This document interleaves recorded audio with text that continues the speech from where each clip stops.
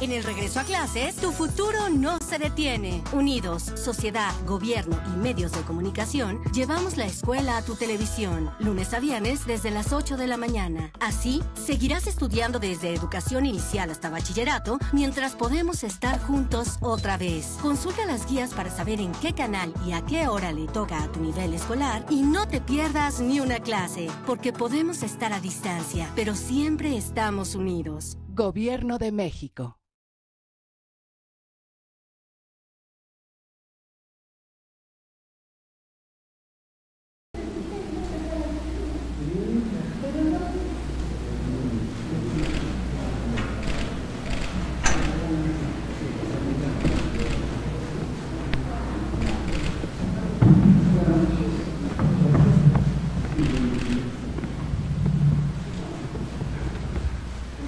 Muy buenas noches. Buenas noches. Son las 19 horas del viernes 28 de agosto de 2020. Estamos en la Ciudad de México, en el Palacio Nacional, y vamos a iniciar la conferencia de prensa diaria sobre COVID-19, la pandemia causada por el coronavirus SARS-CoV-2. Hoy vamos a tener dos elementos en el programa, tres de hecho. El primero es el informe técnico que presentará el doctor Ricardo Cortés. El segundo es el componente temático y es lo que el doctor Alcocer, nuestro secretario de Salud, anunció el martes pasado en la conferencia matutina. Vamos a estar presentando información sobre las partes de la respuesta a COVID-19 que corresponden con la reconversión hospitalaria, con la ampliación de capacidades de atención que han hecho todas las instituciones. Y para ese propósito nos acompañan nuestros compañeros y amigos, Luis Ramírez, director general del Instituto de Seguridad y Servicios Sociales de los Trabajadores del Estado, ISSSTE, bienvenido Luis, y Zoe Robledo, director general del Instituto Mexicano del Seguro Social. Bienvenido, Zoe. Gracias, doctor. El doctor Ricardo Cortés, director de Promoción de la Salud, entonces presentará la parte temática. Y luego el tercer elemento es, hoy es viernes de semáforo y presentaremos el semáforo que aplicará para la siguiente semana. Enseguida abriremos a preguntas y respuestas. Hoy es 28, día 28, se cumplen 6 meses desde que detectamos el primer caso de COVID-19 en México, aquel 28 de febrero. Y 6 meses después, aquí estamos en este momento de la epidemia. Doctor Ricardo Cortés, si es tan amable. Muchas gracias, doctor López-Gatell. Muy buenas tardes.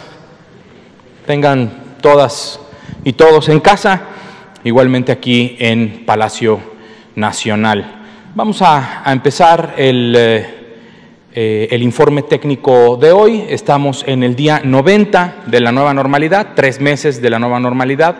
Ya lo comentó el doctor López-Gatell, 6 meses después del primer día que se diagnosticó el primer caso en nuestro país. Esta es la conferencia vespertina número 182 conferencias en las que puntualmente brindamos la información útil para que todos tomemos decisiones. La siguiente, por favor. Vamos a ver esta curva epidémica por semanas de la 10, que fue la primera semana en que se diagnosticó hace 6 meses este primer caso, y hasta la semana número 33. Vemos un descenso en las últimas semanas. Sin embargo, ya en la semana 33 se ve un incremento en el número de casos sospechosos completos, en el número de personas que han presentado síndrome COVID. ¿Qué significa esto? Las personas que han tenido signos o síntomas compatibles con la enfermedad que causa el virus SARS-CoV-2. Tenemos un incremento en este número de personas que se sospecha que tengan enfermedad tipo COVID. Y de cualquier forma seguimos observando aquí aún un ligero decremento en el número de casos confirmados de la semana 32 a la semana 33, muy ligero. Esto lo más probable es que mientras vayan pasando los días y las semanas, este color amarillo que representa a las personas a las que aún no se les hace un diagnóstico en el laboratorio, incremente el número de casos confirmados de la semana número 33 y que probablemente sea el mismo, muy similar, probablemente ligeramente más alto el número de casos confirmados en la semana 33 que de la semana 32. Hasta el momento tenemos un total de 585,738 personas a las que se les ha diagnosticado con una prueba confirmatoria PCR el virus SARS-CoV-2 en su sistema inmunológico, en sus muestras que se están tomando, de las cuales 63,146 personas lamentablemente han perdido la vida hasta el momento. Estos números, todos sumados entre negativos, que son 650,000 personas, poco más de 650,000 personas, y poco más de 83,000 personas a las que aún se les está en proceso de diagnóstico, suman un total de 1,319,957 personas estudiadas en nuestro país. Actualmente, en la semana número 33, se tiene una positividad al virus SARS-CoV-2 del 44%. Recordemos que nuestro sistema centinela de vigilancia de este virus para poder tomar decisiones tiene un enfoque tal como lo menciona en sus lineamientos la Organización Mundial de la Salud, en personas que se sospecha de la enfermedad y con un énfasis también más importante en las personas que requieren hospitalización en los casos graves. Por eso también la proporción de personas que resultan con una prueba positiva es mayor que en otros países. La siguiente, por favor.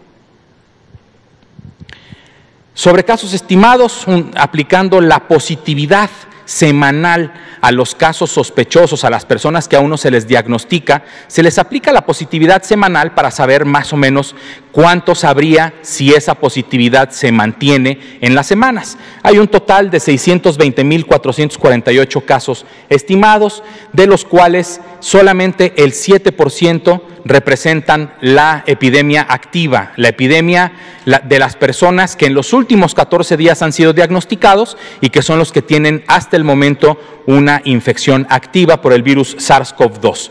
Este 7% son un total de 42,822 personas que estimamos que son la epidemia activa.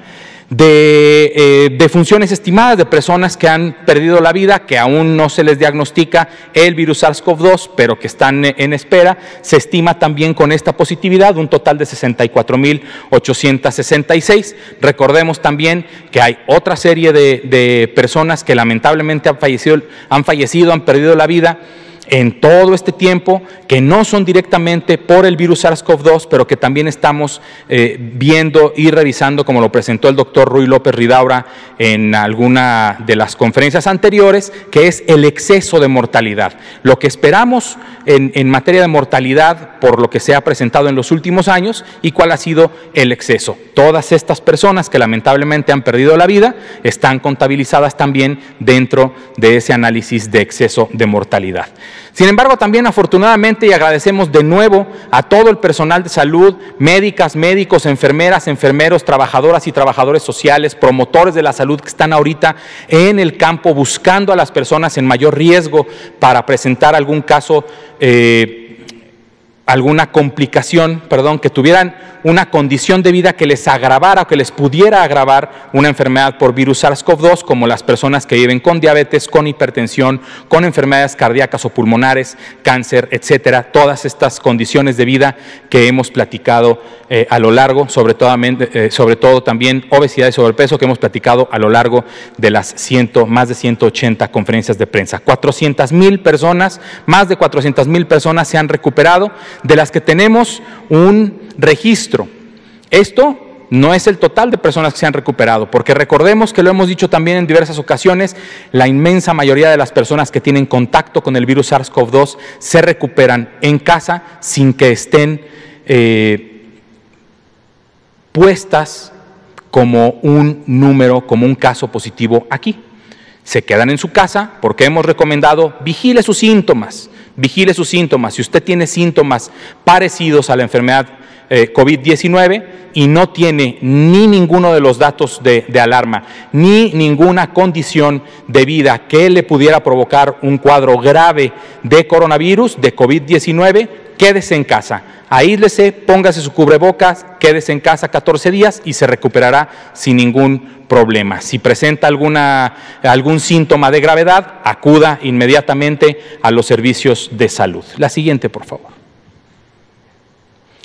Ocupación hospitalaria, recordemos, como lo comenté el fin de semana pasado, esto no es un indicador para evaluar ni a los estados ni a los hospitales. Esta es una información valiosa para todas y todos en este país para que sepamos cuál es la capacidad que tenemos actualmente en caso de que alguna persona en nuestro estado, en el estado en el que vivamos, la entidad federativa, requiriera de algún servicio hospitalario, ya sea para un cuadro grave, que utiliza una cama de hospitalización general, o para un caso crítico que requeriría de una cama con ventilador mecánico, con respirador mecánico. Actualmente tenemos un total de 31.260 camas generales para atender a personas con infección respiratoria aguda grave, de las cuales 20.071 están disponibles en todo el país. Esto representa el 64% de todas las camas generales para infección respiratoria aguda grave en nuestro país.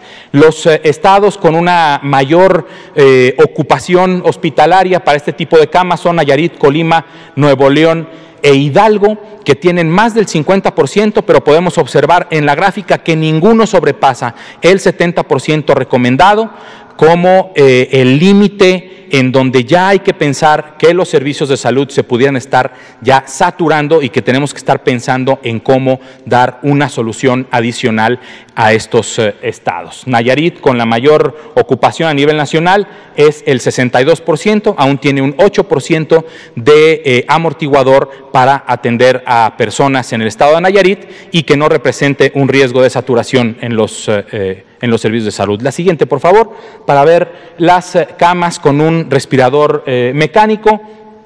Un total de 10.479 camas con ventilador mecánico en nuestro país, de las cuales 7.258 están disponibles. Hay 7.258 respiradores mecánicos para atender a las personas que requieran, que presenten un cuadro crítico de infección respiratoria aguda grave por COVID o por influenza o por cualquier otro agente patológico que pudiera causarles una infección respiratoria aguda grave que requiriera de un servicio de ventilador. Estos 7.258 camas con ventilador representan el 69% del total de ventiladores y camas para cuidados críticos que se tienen en nuestro país, teniendo la mayor ocupación en esta materia el estado de Nuevo León, pero con un 55% de ocupación. Tienen aún un 18% de amortiguador para no considerar los servicios de salud en el estado de Nuevo León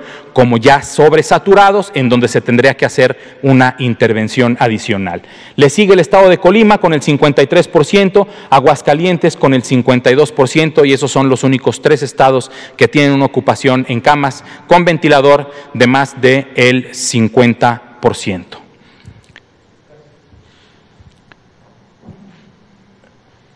Este es para el semáforo. Vamos a dar paso a... Vamos a tratar de ser más expeditos. Le damos la palabra a Luis Ramírez, por favor, el maestro Luis Ramírez, director del ISSSTE. Muchas gracias. Buenas tardes. Saludo con mucho gusto al subsecretario Hugo López-Gatell. Le agradezco mucho la invitación, a Hugo y por supuesto al doctor, a Hugo Azoé y al doctor. Buenas tardes a todos. Bueno, como el día de hoy Hugo López-Gatell nos invitó para presentarles a ustedes las acciones que hemos hecho en el ISSSTE en materia de salud, cómo estamos enfrentando la pandemia. Y bueno, aquí traemos rápidamente un resumen de las acciones que hemos llevado a cabo a lo largo de estos meses. La primera lámina, por favor. Básicamente aquí es importante comentar que desde inicios de año nos hemos venido reuniendo con el doctor Alcocer y los que estamos aquí presentes, y desde principios de año nosotros empezamos a través de las redes sociales, de nuestra página de internet, a emitir algún tipo de recomendación para los cuidados personales, la sana distancia, el lavado de manos, la limpieza de superficies, y posteriormente, una vez que ya por parte de salud ya se encomendó tomar ya medidas mucho más contundentes para la atención del COVID, poco a poco el ISSSTE, en coordinación con la Secretaría de Salud, fuimos emitiendo guías operativas, que son guías que evitan la improvisación, dan certeza a los trabajadores de la salud para atender diferentes asuntos relacionados con el manejo del virus.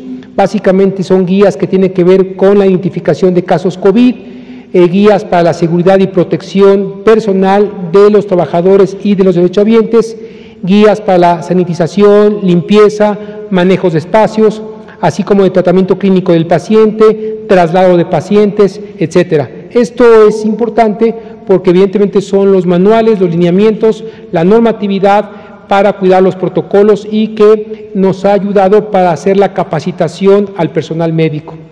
La siguiente lámina es un ejemplo de las capacitaciones que se llevaron a cabo. La siguiente lámina, por favor. Básicamente aquí es importante comentar lo siguiente. En el ISSSTE nosotros tenemos 112 hospitales de segundo y de tercer nivel. Los 112 hospitales se pusieron a disposición del COVID.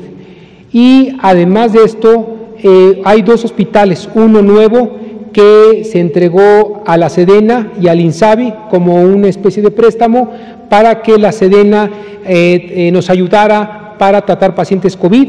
Y por otro lado, el Hospital Calero en Cuernavaca, el señor presidente de la República instruyó a la SEDENA para que se hiciera una inversión importante de recursos y se recuperara, se rehabilitara ese hospital.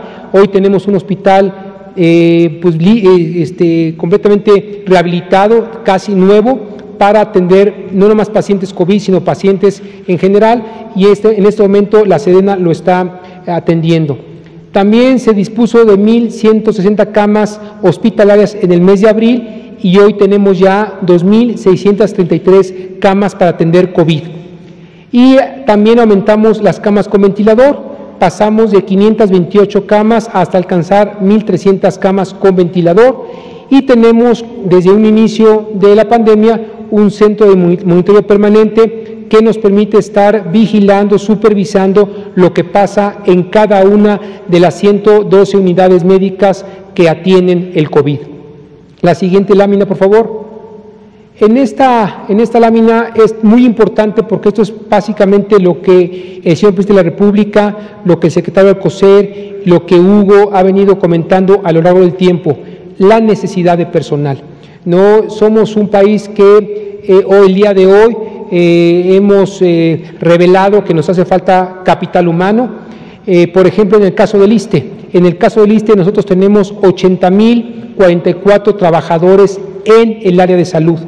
Pero con la pandemia, 34.660 trabajadores de la salud, es decir, el 43% de los trabajadores se tuvo que ir a su casa, o cuando menos nosotros les dijimos que se fueran a resguardar, y pues tenemos un grupo muy importante, vulnerable, de trabajadores que no están asistiendo a las unidades médicas del ISSSTE. ¿Y eso qué significa?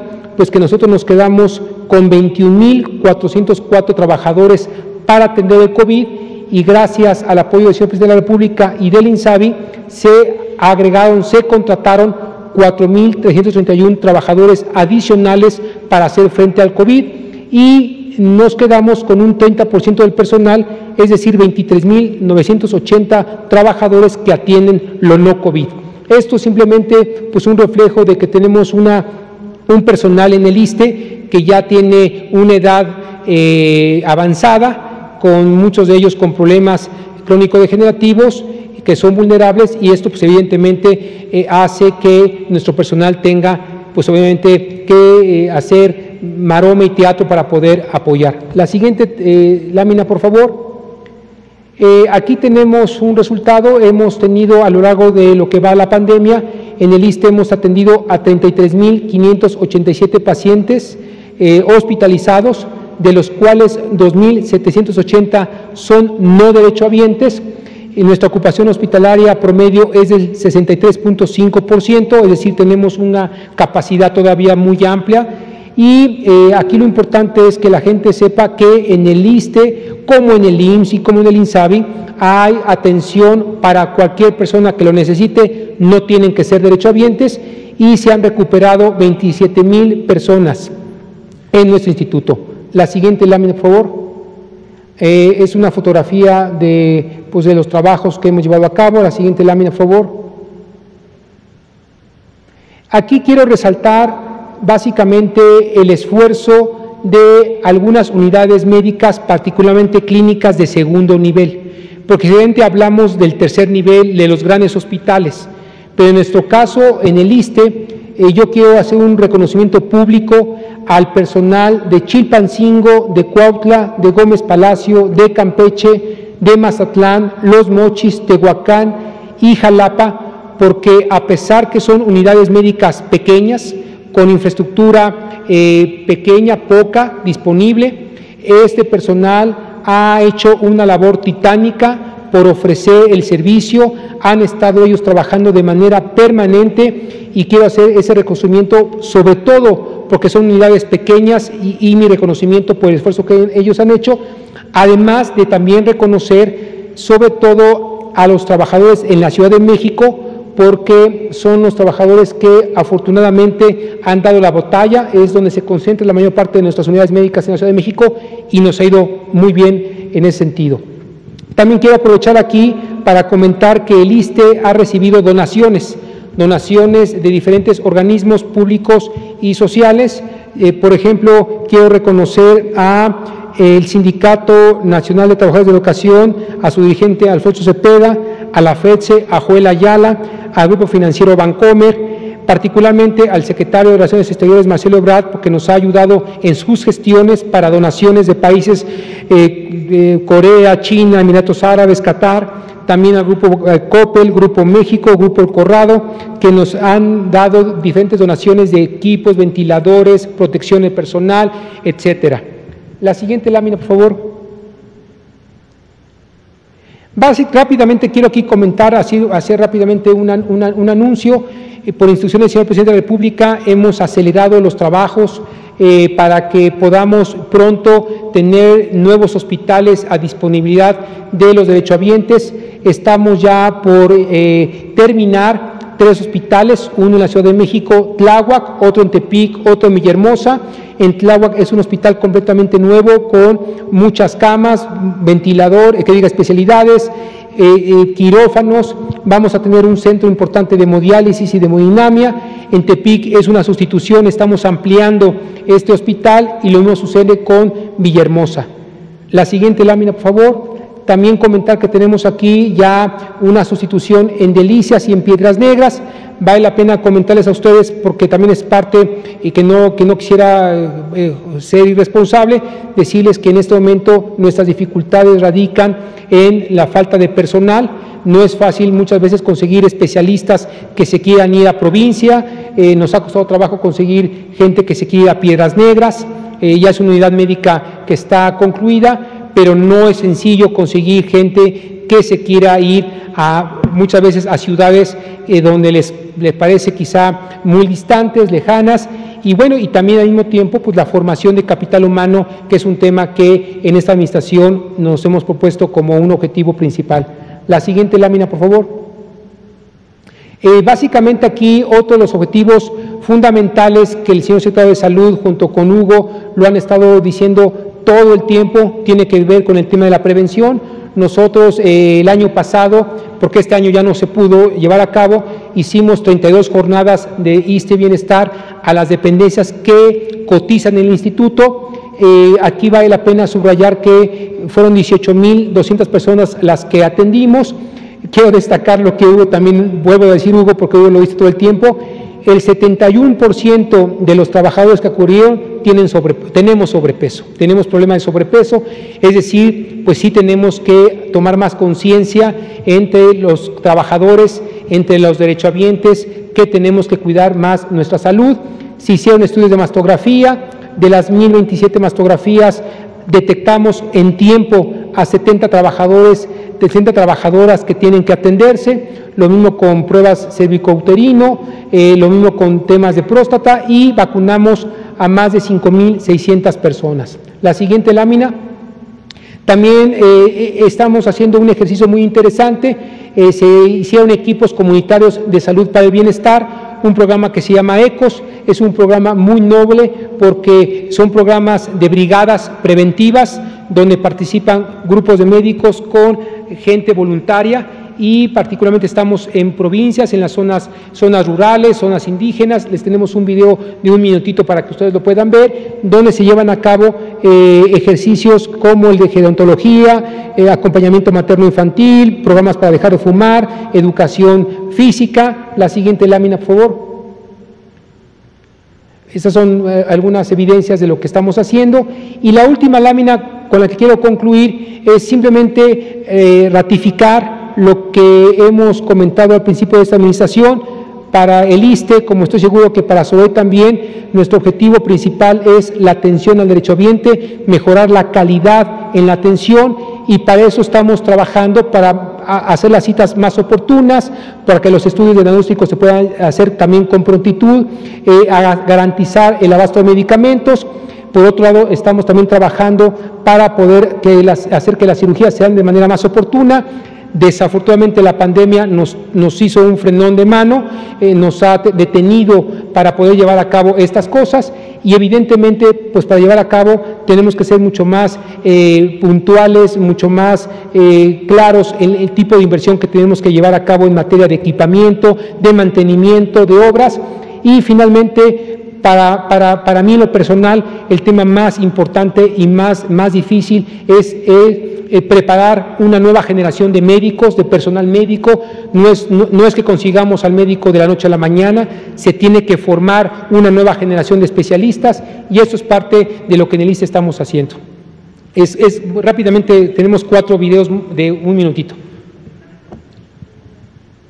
Somos equipos multidisciplinarios de salud, combatiendo el VIH-Sida, la diabetes y la hipertensión, el coronavirus, la influenza, el sarampión, el dengue y otras enfermedades. Somos voluntarios y procuramos garantizar la sustentabilidad del medio ambiente.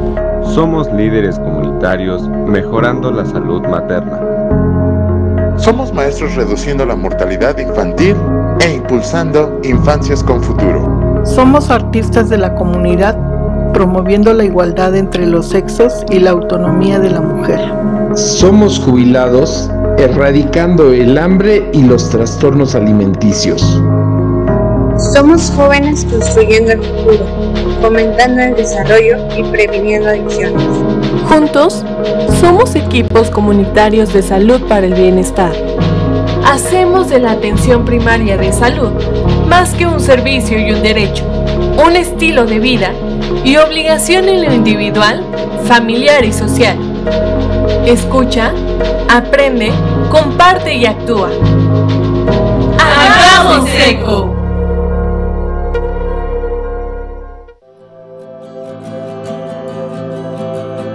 Ecos para el bienestar del ISSSTE promueve la lactancia materna.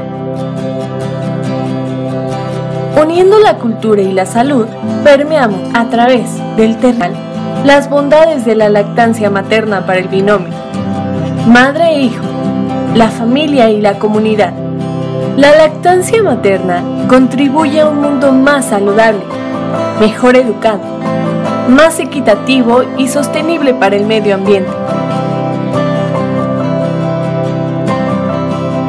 Hagamos ECO por el bienestar de México. Gobierno de México.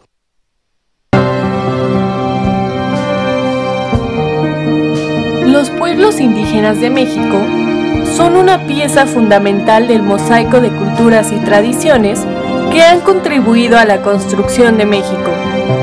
Por ello, el ISSSTE, mediante Ecos para el Bienestar, capacita en primeros auxilios y técnicas de reanimación cardiopulmonar a líderes de pueblos indígenas para construir espacios cardioprotegidos antiinfartos, ahogamientos u otros accidentes que comprometan la respiración y funcionamiento del corazón.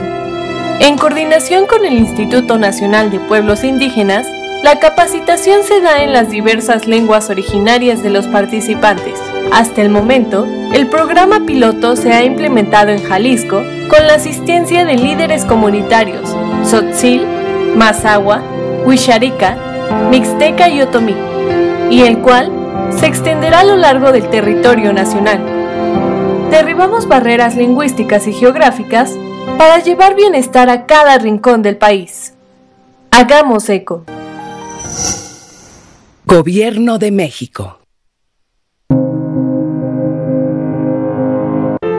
Profesionalismo, pasión, trabajo en equipo, dedicación, ayuda, amor, solidaridad, bondad, humanismo.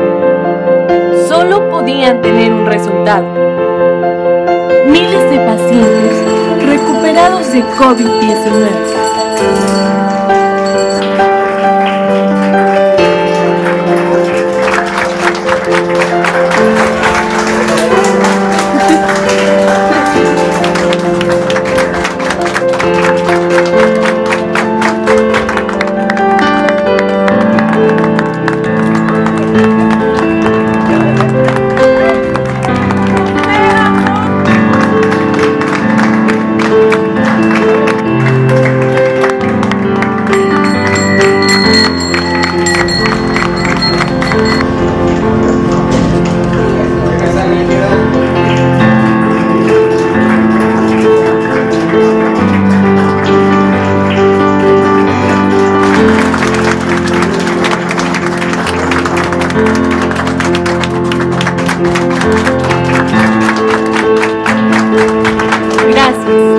Cada una de las personas que hacen posible esto. Somos Familia ISSSTE. Gobierno de México. Decirles que nada de esto sería posible si no es con la colaboración de los trabajadores, de los sindicatos en el ISSSTE, los cuales estamos profundamente agradecidos con ellos. Muchas gracias. Gracias, estimado Luis Ramírez, director del ISSSTE. Vamos a darle la palabra al maestro Zoe Robledo y continuamos con la presentación. Son 19:32. Muchas gracias, doctor Hugo López-Gatell. Muy buenas tardes a todas y a todos. Al doctor Cortés, a Luis Antonio, desde luego a todos quienes nos acompañan aquí, quienes nos están viendo. Antes del COVID ya había un diagnóstico muy claro de los déficits del sistema de salud de nuestro país y en el caso del Seguro Social no había una excepción. Había déficits en el número de camas, en el número de consultorios, en el número de especialistas, particularmente. Esa era parte del trabajo que habíamos estado desarrollando hacia finales del 2019 y ante la presencia y las etapas preparatorias de la pandemia, una duda, una inquietud empezaba a generar una sombra si el sistema de salud en nuestro país iba a ser capaz de atender a todas aquellas personas que se contagiaran, que buscaran atención y que requirieran hospitalización. Eso era sin duda una gran preocupación. Y si lo vemos hoy, que justamente que se están cumpliendo 6 meses, medio año, desde el primer caso de un paciente confirmado por COVID aquel 28 de febrero, pues tenemos que la primera etapa, aquí se ha dicho 1, 2, cientos de veces, correspondía a romper cadenas de contagios, la Jornada Nacional de Sana Distancia. Y después empezamos a hablar, mucho tiempo después, de la nueva normalidad. Pero lo que ha ocurrido todo el tiempo es la reconversión. Y hemos estado revisando que muchos países y muchos indicadores, muchos mecanismos de evaluación de la calidad o del tipo de respuesta de las diferentes naciones, desde el COVID Tracker de la Universidad de Oxford hasta la evaluación reciente que publicó para países de OCDE, la unidad de inteligencia del Economist, no miden la reconversión. no miden cuántas camas se dispusieron justamente para evitar que alguien se quedara sin una de ellas. Y esa es la indicación que nos dieron, la instrucción y una de las decisiones más importantes, más humanitarias del gobierno y desde luego del presidente López Obrador, que nadie en nuestro país se iba a quedar sin una cama si la necesitara o sin un ventilador si fuera el caso. Eso es la reconversión que significa dejar de hacer muchas otras cosas y concentrarse a una enfermedad en un escenario como este de pandemia. Si pueden pasar a la siguiente. Y esto, que no es la curva de López-Gatell, la curva epidemiológica, ni mucho menos, es la curva de reconversión, que afortunadamente se parece mucho en las diferentes fases. La fase 1, que empezó el 27 de febrero, y me refiero aquí exclusivamente al Seguro Social, implicó reconvertir 20 hospitales y 1,225 camas en esas fechas en donde empezábamos a tener los primeros casos. Aquí, por cierto, estaba muy concentrado en la Ciudad de México. De estos 20 hospitales, 9 eran hospitales de la ciudad. Para el 26 de marzo se empezó a crecer en la reconversión, en la disposición de camas hospitalarias para atender COVID, hasta llegar a 120 hospitales. Esto significaba 5,228 camas.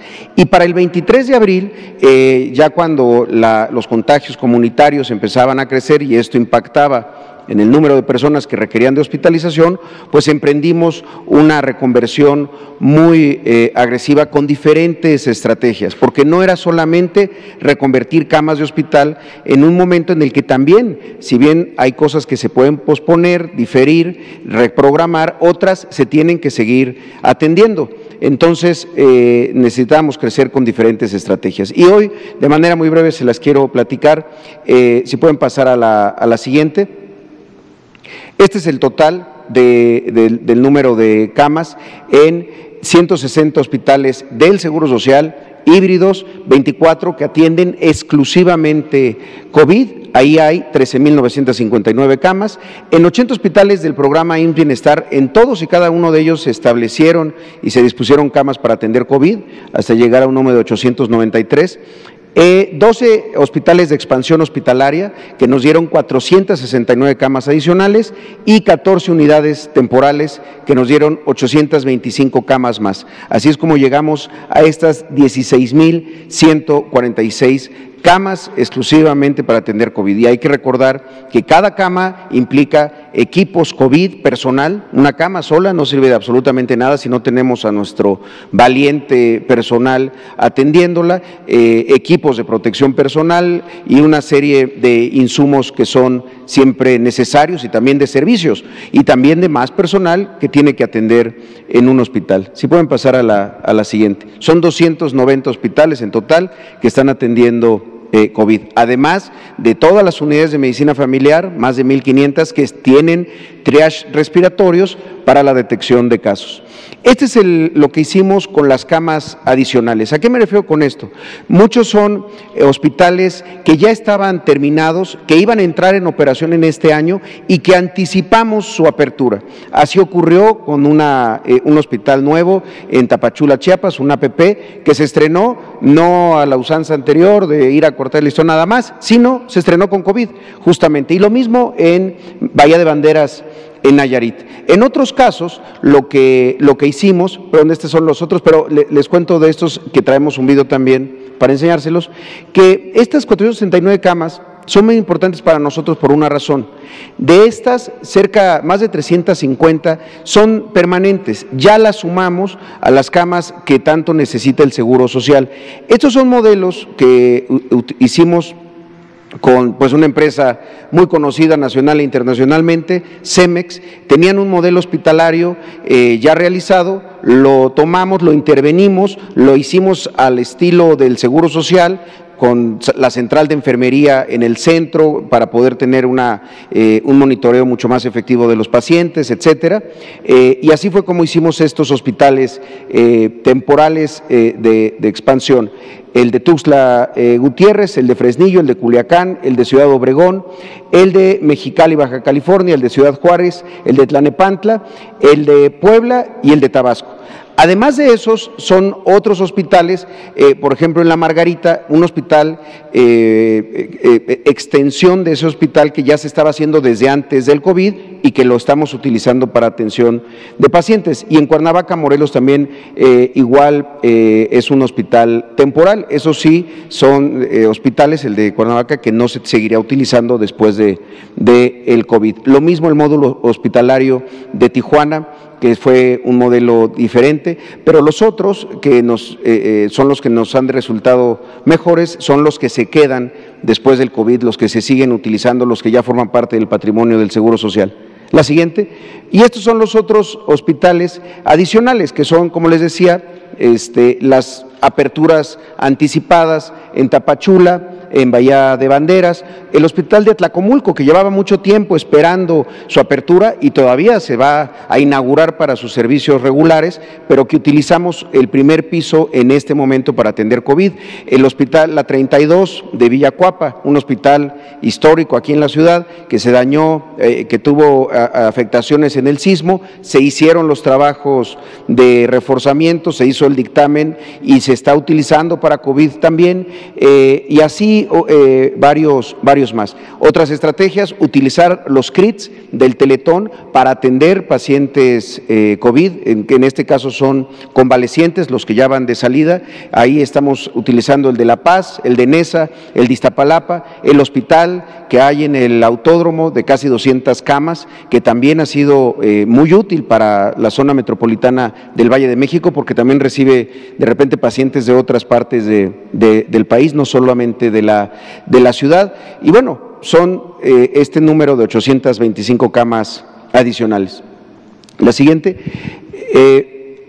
creo que aquí terminamos, y solamente decirles, esto de repente se dice muy fácil, y también siempre, todos los días que vemos la conferencia de las 19 horas con el doctor López-Gatell, vemos esa tabla, esa gráfica de barras que está estado por estado y que se ve la capacidad hospitalaria. Y ustedes la han visto, jamás ha habido un momento de una saturación generalizada o de una saturación en algún estado de la República muy prolongada. Hemos llegado a tener, desde luego, estos números arriba del 70-75% que nos empiezan a preocupar, pero es por un tiempo y se actúa de inmediato. Esa es una de las cosas que hay que reconocer y ver cómo se ha hecho, porque depende de muchos mexicanas y mexicanos que han estado trabajando en estos hospitales. El Seguro Social ha contratado por tiempo determinado a cerca de 30,000 personas solamente para COVID.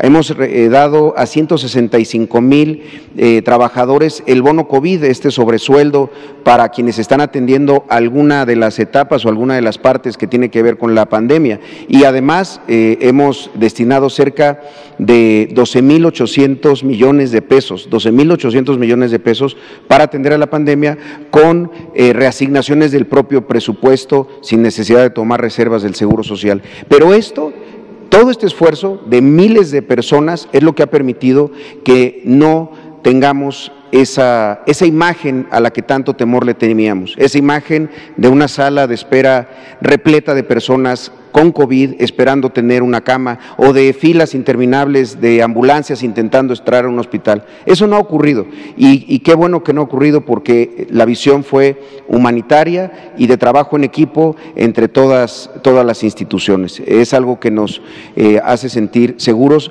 de que podemos seguir enfrentando esta terrible enfermedad y todas las etapas que vengan, siempre cuidando mucho pues que no existan rebrotes ni mucho menos. Entonces, pues era lo que nosotros queríamos traer el día de hoy, y desde luego agradecer a todo el personal que ha estado en todos estos lugares, arriesgando la vida para salvar la vida de muchas personas. Si pudiéramos pasar muy rápido el video que traemos, es sobre estos hospitales que les comentaba, y solamente les quiero decir algo. Estas 342 camas, que insisto, ya son parte de las camas del Seguro Social, un hospital de esta naturaleza, según nuestros cálculos, de manera regular nos hubiera costado 2,800 millones de pesos, y se hubiera tardado seguramente entre 3 y 5 años en construirse. Estas camas nos costaron 153 millones de pesos. Son 450 pesos por cama, es muy abajo de lo que gasta regularmente el Seguro Social. Y lo más importante, fueron oportunas, porque en promedio se hicieron estos hospitales en 5 semanas. Entonces, si me lo permiten, si los quisiera enseñar. Muchas gracias. Para que nadie que lo necesite se quede sin una cama hospitalaria o un ventilador de respiración mecánica, en el IMSS impulsamos un plan de infraestructura para instalar hospitales semitemporales para atender pacientes convalecientes de COVID-19. A través de un modelo funcional desarrollado por el IMSS, estas unidades tienen una superficie interior de 720 metros cuadrados, 38 camas en el área de hospitalización y cuentan con un área de servicios. Actualmente, este modelo ya está operando en 9 entidades del país y la instalación de cada uno se realizó en 21 días aproximadamente. Se dice fácil, pero gracias a los hospitales temporales contamos con 342 camas adicionales para atender pacientes con COVID-19. Hacer un hospital de 342 camas hubiera costado alrededor de 2.800 millones de pesos y se hubiera hecho en 2.5 a 3 años desde su planeación hasta su puesta en marcha. Sin embargo, la inversión total fue de 153 millones de pesos por las 342 camas. Además, la construcción de un solo hospital hubiera tenido un impacto único en su zona de influencia. Sin embargo, la flexibilidad en la construcción de estas unidades permitió atender 9 áreas geográficas diferentes. En cada una de estas unidades médicas atienden 12 médicos, 26 enfermeras y 12 trabajadores, entre camilleros y otros. Cada unidad temporal tendrá la capacidad de atender a 228 pacientes COVID en un mes. Todas estas unidades tienen acceso independiente para el personal médico, vestidor, sanitarios y lugar especial para la colocación de equipos de protección personal. Estas acciones, entre otras, han ayudado a los esfuerzos del IMSS para no saturar sus hospitales y que el porcentaje de ocupación de camas hospitalarias sea del 58.7%, permitiendo que todo aquel que lo necesite cuente con una cama y un respirador. Gobierno de México. Perfecto, pues muchas gracias, maestro Zoe Robledo, director general del Instituto Mexicano del Seguro Social, y también a Luis Ramírez, director del ISSSTE. Como se puede ver, ahorita unos minutos antes de pasar al semáforo, lo que queremos dejar claro es la importancia del trabajo de equipo. En el sector salud lo componen 7 instituciones de atención médica, seguridad social y asistencia, tanto civiles como militares, y un reto histórico que ha existido es que el sector salud pueda trabajar en equipo, que pueda tener una coordinación, metas comunes, programas confluentes, que pueda programar la construcción de su infraestructura atendiendo a criterios generales, atendiendo a la población y no a lógicas institucionales que a veces se llevan más por inercias administrativas que por la posibilidad de atender a las personas. Estamos satisfechos en ese sentido de lo que se ha logrado en esta coordinación. Todos estamos coordinados por el secretario de Salud, el doctor Jorge Alcocer. Sesionamos cada semana, a veces más de una vez por semana, en un gabinete común y vamos teniendo todo este abordaje de una manera integrada. Hacerlo en condiciones ordinarias, como ya lo hacíamos antes de la epidemia del COVID, nos ha permitido acercarnos, planear, tener identificado a dónde vamos como sector pensando en la población. Pero hacerlo durante una epidemia, hacerlo de manera acelerada para que justamente la curva epidémica no alcance a la curva de expansión hospitalaria, pues es un logro que realmente requiere el trabajo de muchísima gente. Y por eso agradecemos, no es solamente lo que presentamos aquí, donde están los líderes institucionales, es todas las personas que trabajan en las instituciones, en el IMSS, en el ISSSTE, en Pemex, en los servicios de salud para las Fuerzas Armadas, tanto en la parte de seguridad social como en la dirección de sanidad militar, en la dirección de sanidad naval, en el caso de Marina, el Sistema Nacional DIF, que son todas las instituciones, y desde luego el INSABI, que es la nueva institución, el Instituto de Salud para el Bienestar, que se sumó a el esfuerzo de coordinación. No podría ser de una manera distinta, además con la participación de las 32 entidades federativas a través de sus sistemas estatales de salud y seguridad social. Pues muchas gracias. colegas. Esta es la primera presentación en bloques, iremos presentando a las otras instituciones y su trabajo en las siguientes sesiones. Ahora sí le pido al doctor Ricardo Cortés, y de manera muy concreta nos puede presentar el semáforo de riesgo COVID. Con gusto, doctor López-Gatell, muchas gracias. Vamos a pasar la primera. Es la primera estimación de riesgos que presentamos con 10 indicadores. Ya no son solo 4 indicadores, son 10 indicadores que tienen 3 componentes. Indicadores del síndrome COVID, que son tasa de reproducción efectiva, tasa de incidencia de casos estimados activos por 100,000 habitantes, porcentaje semanal de positividad al virus SARS-CoV-2 y la tendencia de casos de síndrome COVID por 100,000 habitantes. El segundo componente es el de hospitalización, en donde se evalúa la tasa de casos hospitalizados por 100,000 habitantes, los porcentajes de ocupación de camas generales y de camas con ventilador para la atención de la infección respiratoria aguda grave y la tendencia de casos hospitalizados por 100,000 habitantes. Y finalmente, un tercer componente de los indicadores de la mortalidad, las defunciones, tasa de mortalidad por 100,000 habitantes y la tendencia de la tasa de mortalidad por 100,000 habitantes. Esta es una gráfica de tendencia. Le agradecemos, como siempre, a CONACYT. CONACYT nos prepara este gráfico en donde pueden ver estos barras de 2 diferentes colores, casos sospechosos y confirmados, y esta tendencia que nos estima la CONACYT, el CONACYT, perdón, en donde se ve rojo que va subiendo poco pero subiendo, un rojo más intenso en donde la subida es más importante, una estabilidad que es naranja, el amarillo es una descendencia, tendencia descendente poca y una tendencia descendente más aguda. La siguiente, por favor. Aquí es los nuevos rangos de calificación, en donde tenemos un riesgo bajo cuando los indicadores, la sumatoria de los 10 indicadores son de 0 a 8, riesgo moderado de 9 a 15, riesgo alto, un amortiguador importante de 16 a 31 puntos y el riesgo máximo de 32 a 40 puntos, que es la calificación máxima que se puede. La siguiente, por favor. Esta es una tabla en donde no van a alcanzar a ver probablemente todos los números, una letra pequeña, pero son los valores de cada uno de los indicadores de tasa, de proporción y de tendencia, y la sumatoria de los indicadores para la calificación del semáforo. Tenemos con este nuevo semáforo un estado de la República en riesgo máximo, que es el estado de Colima, que tiene sus tendencias todavía en crecimiento, pero se está trabajando con las autoridades y con la población del bello estado de Colima. Ellos se encuentran todavía en refugio. La siguiente, por favor.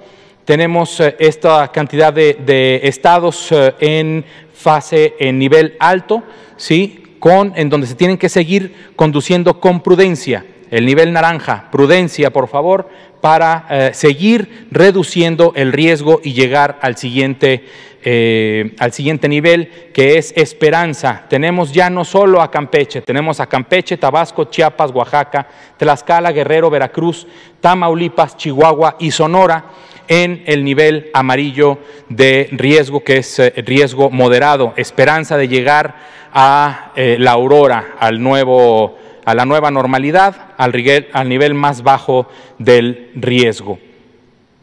La siguiente, por favor. Es muy importante.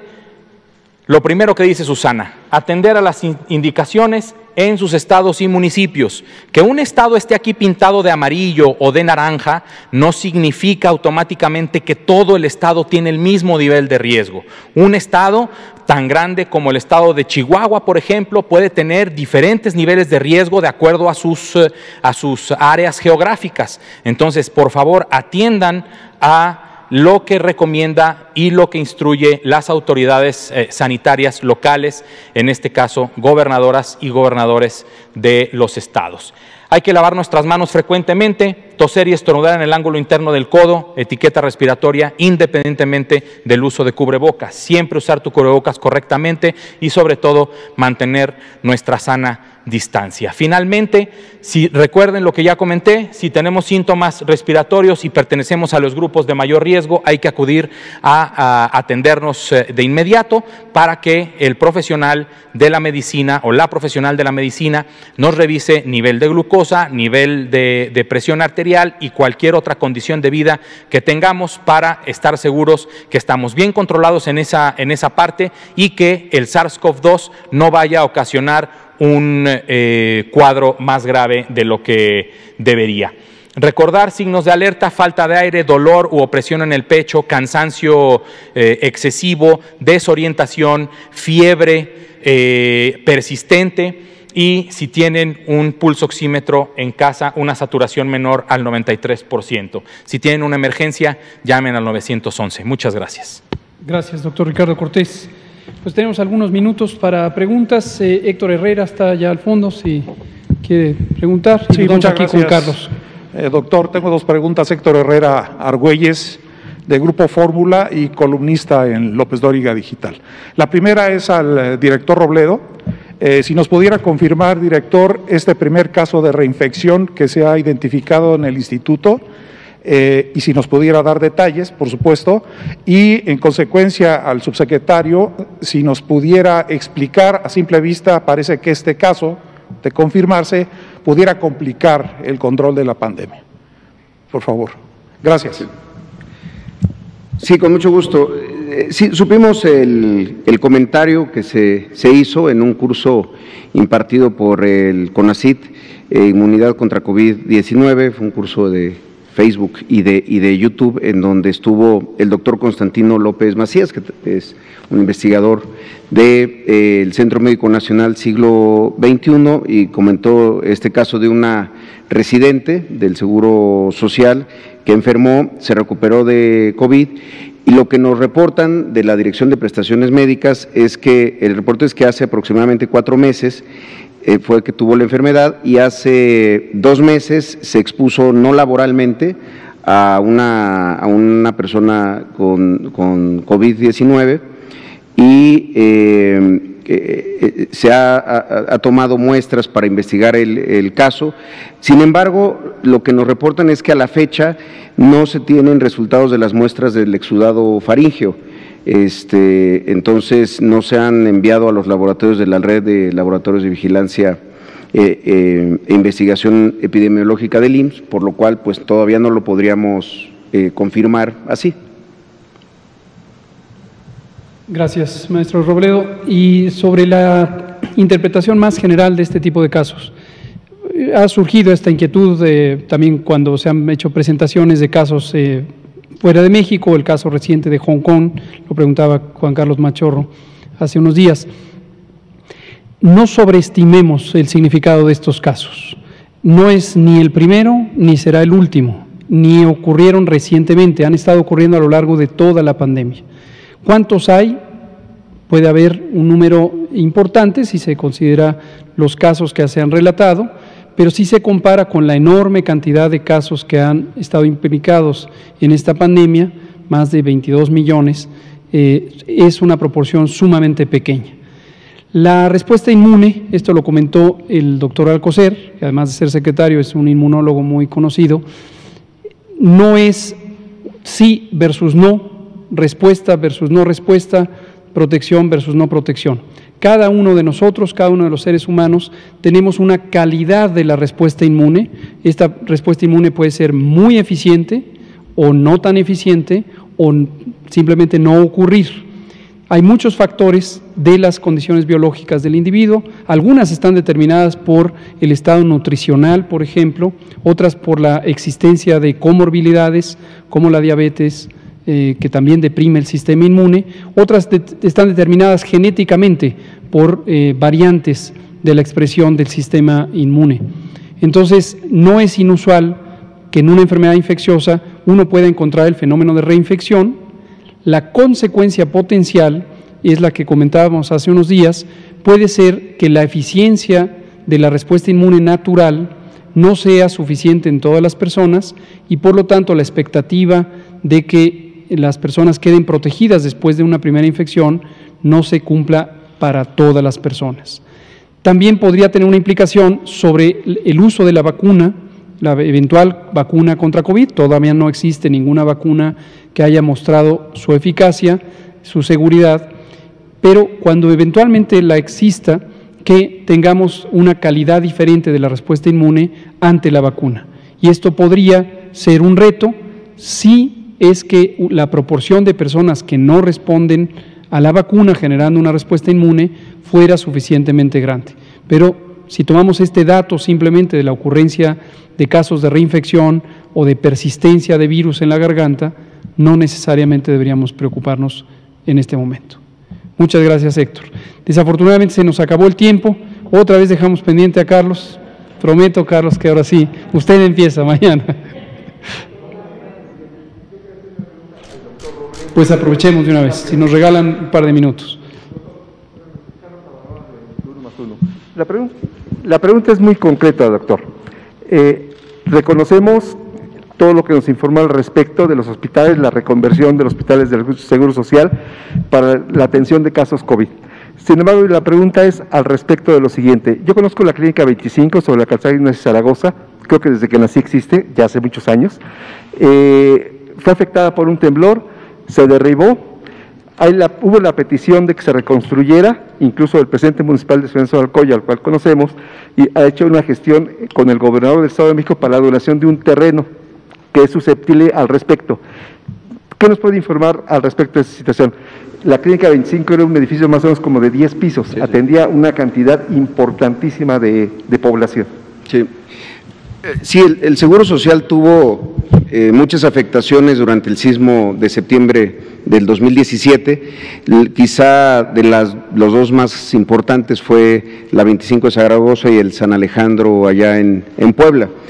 Cuando hace un poco más de un año que llegué al Seguro Social, muchos de estos procesos, incluso desde el cobro del seguro de los inmuebles no se había realizado, se tenía que cobrar el seguro y después iniciar el proceso de la primera etapa que era demolerlo. Efectivamente, durante este inicio del año se hizo la demolición. La demolición, a pesar de lo que uno puede imaginar, es un proceso bastante complicado y tuvimos que pedirle al ejército que fuera quien lo llevara a cabo. Así fue ahí en la 25, ya se concluyó durante este periodo. Ahora, efectivamente, tiene que haber una sustitución de ese hospital y así está planteado, que se tiene que sustituir y se está trabajando en varias opciones, pues para darle a la población derechohabiente de ese lugar, pues la atención que merece. Desafortunadamente, insisto, fue un proceso que, a pesar de que el sismo fue en 2017, todo 2018 se tuvo y pues prácticamente no se había avanzado en nada. No son buenas noticias decir que apenas lo demolimos, pero la demolición fue solamente licitar la demolición había sido bastante complicado y por eso decidimos hacerlo directamente con los ingenieros militares. Pero bueno, esa es la primera parte y ahora está ya preparándose el proyecto para la sustitución. Gracias. Sí, claro, sí. Muchas gracias, maestro Robledo. Son entonces 20 horas con 2 minutos, 28 de agosto. Aquí terminamos, nos vemos mañana. Gracias.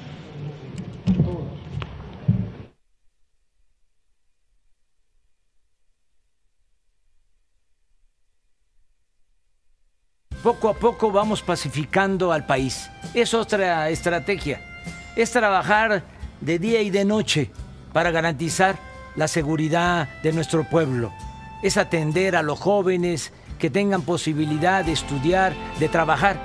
Y algo muy importante, que ya no sea la delincuencia la que gobierne en México. Nunca más García Lunas en el gobierno. Segundo informe.